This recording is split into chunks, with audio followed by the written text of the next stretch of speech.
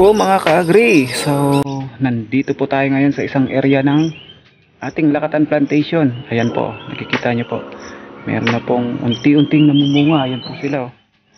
Iyo, may namumunga na po. So nandito po tayo ngayon para magpaliwanag po sa inyo kung bakit ang dami pa rin pong gustong magtanim ng lakatan. Bakit po kaya?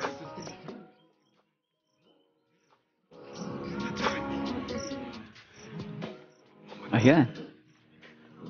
So yung area po na ito ay halos 1 hektarya po ito. Ayan, unti-unti na po silang namumunga. Hindi po siya masyadong naalagaan ng mabuti, pero okay pa naman po siya. Ayan po. May mga bunga na po. Ayun. So bakit nga ba maraming gustong magtanim ng lakatan? Ipapaliwanag po natin kung bakit. At magkano po kaya ang kayang kitain pagka nagtanim po tayo ng 1 hektaryang lakatan. Ayan po. Ililibot ko po kayo dito. Mga 7 months na po ito. Mahigit. So, unti-unti na po silang nagbubunga. Ayan po. Malalaki na halos. Hindi lang po nalinisan ng tuyong dahon kasi medyo malayo-layo po ito. Ayun.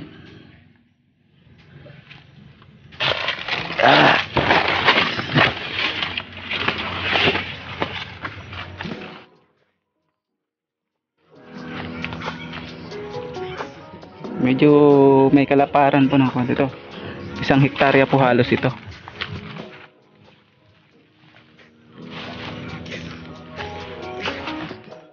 Ayan po. So nakikita po natin. Kahit medyo mahirap pong alagaan yung saging na lakatan, marami pa rin po ang gustong mag-engage dito. Kasi po, ito po yung tanim na medyo hindi talaga siya bumababa yung presyo, lalong-lalo na dito sa amin kasi kulang talaga po yung supply.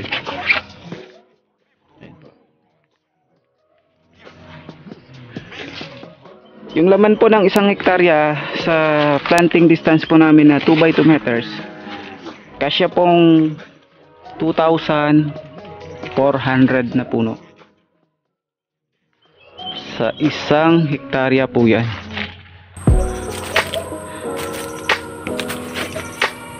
So, sabihin na lang natin na 2,000 na puno na lang po. Kasi pag yung katabi po natin is kailangan nating maglagay ng buffer zone sa boundary po ng katabing area po natin.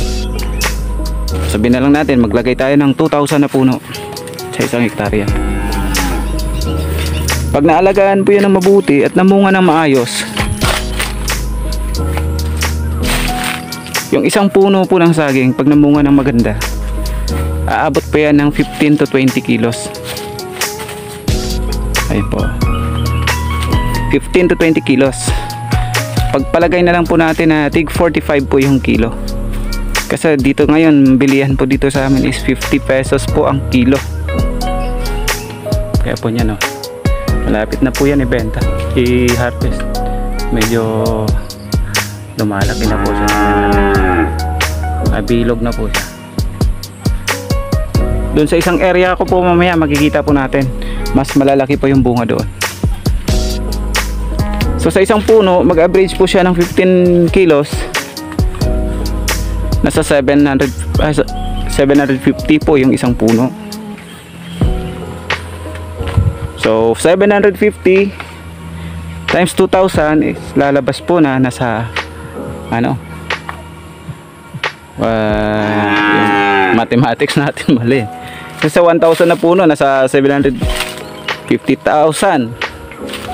750. So nasa 1.5 million po yung gross po natin sa 1 hektarya. Pag nag-average po tayo ng 15 kilos ang bawat puno. So dito yung area po na to na medyo huli po siya. Ayan po. Ayun. Nag-average po tayo ng 15 kilos, maganda na po yan. Makikita nyo po doon mamaya sa bearing, fruit bearing na po talagang isang area. Lilipat po tayo doon. Hindi to medyo huli po ito eh. So magiging puhunan po sa bawat puno ng saging, magmula po sa sa planting material at saka yung mga pataba po natin. Maabot po siya ng dati 100 pesos lang kasi medyo hindi naman kamahalan dati. Pero ngayon maabot po siya ng mga 120 pesos yung puhunan sa isang puno. So kahit medyo may kahirapan, kahit medyo sensitive po itong pagtatanim ng lakatan, marami pa rin po yung nag-i-engage kasi first season po nito. Kaya po ang kumita ng 1.5 million sa isang hektarya pag naalagaan po ng mabuti. So yung magiging puhunan mo doon sa 1.5, so kung sa 1,000 na puno is sa 120, nasa 120,000. So yung total capital po natin sa isang hektarya, pag nilagyan po natin ng 2,000 na puno, is nasa 240,000 yun. So ilaless po natin yung 240,000 sa 1.5 million gross. So mayroon pa tayong 1.25 million na pwedeng tubo. Yung net na income po natin sa isang hektarya. Ayan po. Makikita nyo po mamaya sa isang area kung gaano po kalalaki ang bunga. Ayan po. So yun ang dahilan kung bakit marami pa rin gusto mag-engage sa lakatan planting. Kasi ito yung nag-iisang hindi naman siya nag-iisa, pero ito yung nakikita ko so far in my experience. Ito po yung tanim na minsan ka lang magtanim. It takes 3 to 4 years bago ka mag-replant ulit pag naalagaan mo siya ng mabuti. So yung kwentuhan po natin dyan na mag-gross po tayo ng 1 million, ano pa lang po yan, first season pa lang po yan. Wala pa dyan yung magbebenta tayo ng planting material after natin siya na-harvestan. Wala pa po, sa bunga lang po yun. Kaya kahit medyo may kahirapan yung pagtanim ng lakatan, kahit medyo sensitive, marami talaga ang gustong mag-engage dito. Kasi nakikita natin, sure ball eh. Yung range po ng pricing po ng lakatan, ano lang po siya, 5 pesos lang po yung diferensya dito sa amin. Kumbaga 50 to 55 yung highest sa wholesale sa hilaw. Tapos yung pinakamababa po na bentahan sa hilaw, yung dispose po namin is 40. Diyan lang po naglalaro. So yung middle po niya is 50. Yung pinaka average price po. So kikita talaga tayo. Medyo sensitive lang siya, pero pag meron na tayong technology, kung alam natin gagawin, sigurado po ang kita pagka hindi lang po tayo tatamaan ng kalamidad. Kaya siguro ang dami pa rin gusto mag-engage when it comes to banana production, lalong lalo na po ang lakatan. Ayan po.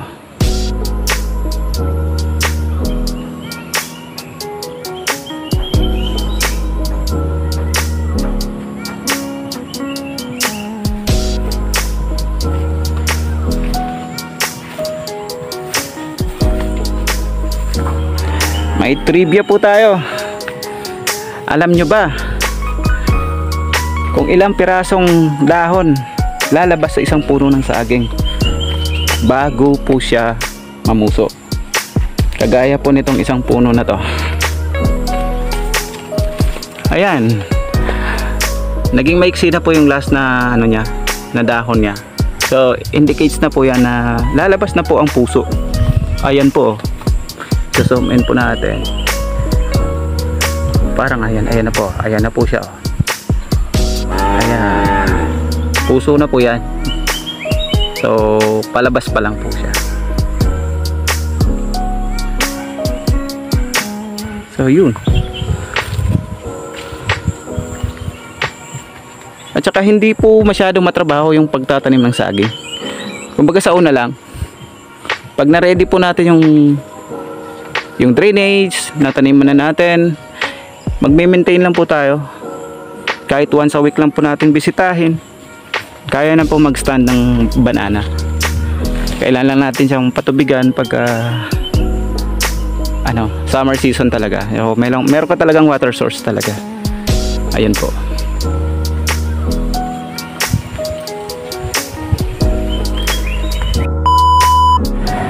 Ayan guys, nandito na po tayo sa isang area ngayon ng ating sagingan. Nandito po yung mga may bunga na talaga. Ayan guys, oh. Nakikita niyo po yan. Ang laki ng bunga. Ayan. So, idibot ko po kayo dito. Ayan po, oh. So, ready for harvest na po ito. Makikita po natin. Ayan, eto na po siya. Halos lahat po ng may bunga ang lalaki. So makikita niyo po yan.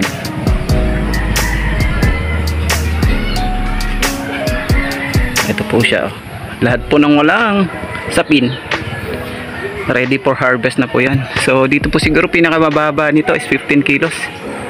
Ang lalaki po, oh. May klase po talaga yan. Ayan po, halos plastic po lahat. Makikita po ninyo. Binabalot po para maganda po yung texture. So pag malapit na po siyang i-harvest, pwede na pong i-remove yung balot. Kagaya po niyan, oh. Ayan, ang laki po niyan. Ayun. Wow, marami pa po yan dito. So ready for harvest na po siya. Ayun pa po, meron pa po dito.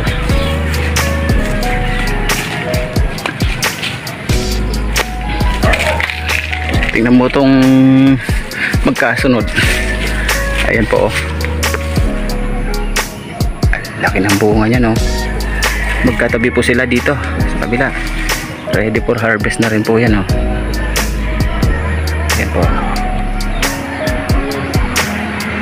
Wow. Tara, ikutin pa po natin.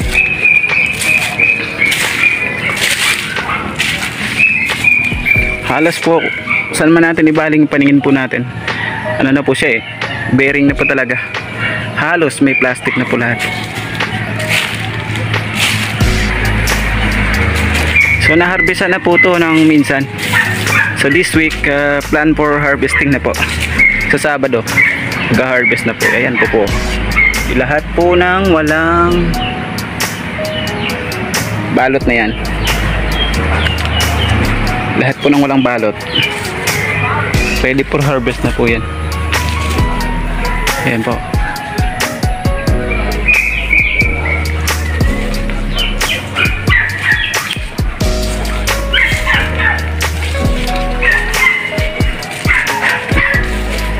Dito lang po tayo. Ayun. Doon sa dulo, marami din doon ang wala ng balot. So ready for harvest. Siguro this week makaka-harvest po dito ng 50 na puno. Ayan po. Ang ganda talaga.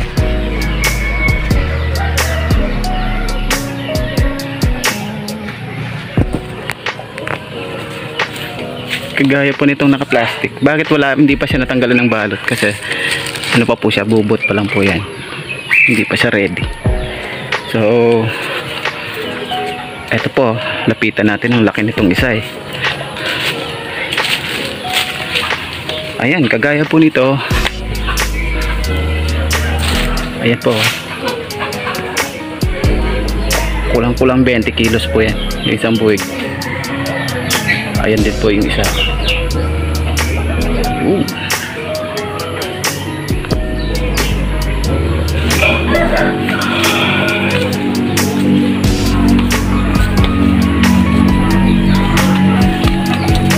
Kaya bakit po maraming gusto magtanim ng lakatan? Kasi pag napabunga po natin to ng ganito, nako, sigurado po ang kita.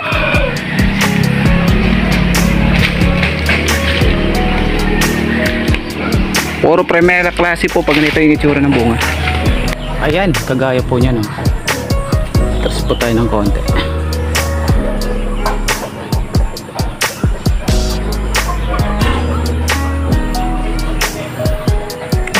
Lalaki po ng bunga nito.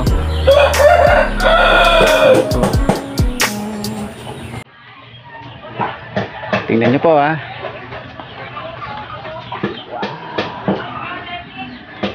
Ang laki.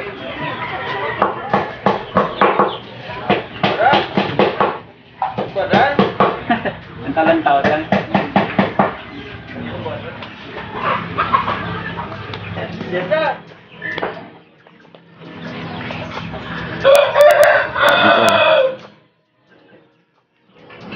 Ang laki po ng bunga niya. Hikap na.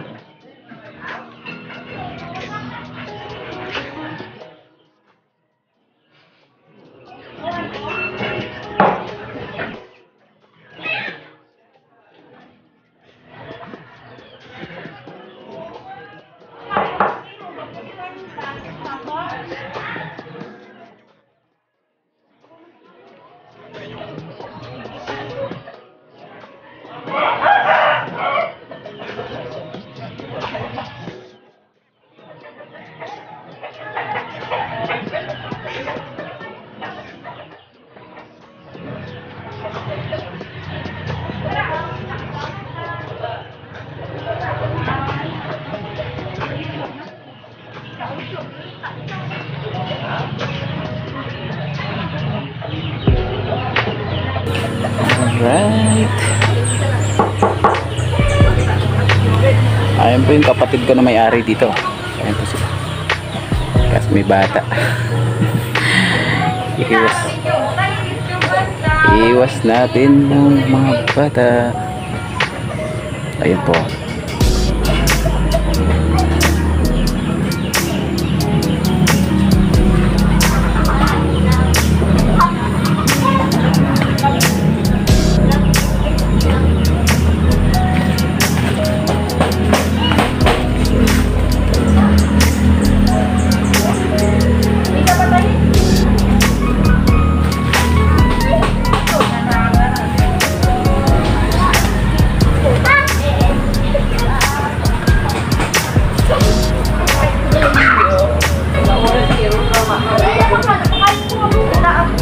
Ayan ang lalaki po ng bunga. Grabe. So,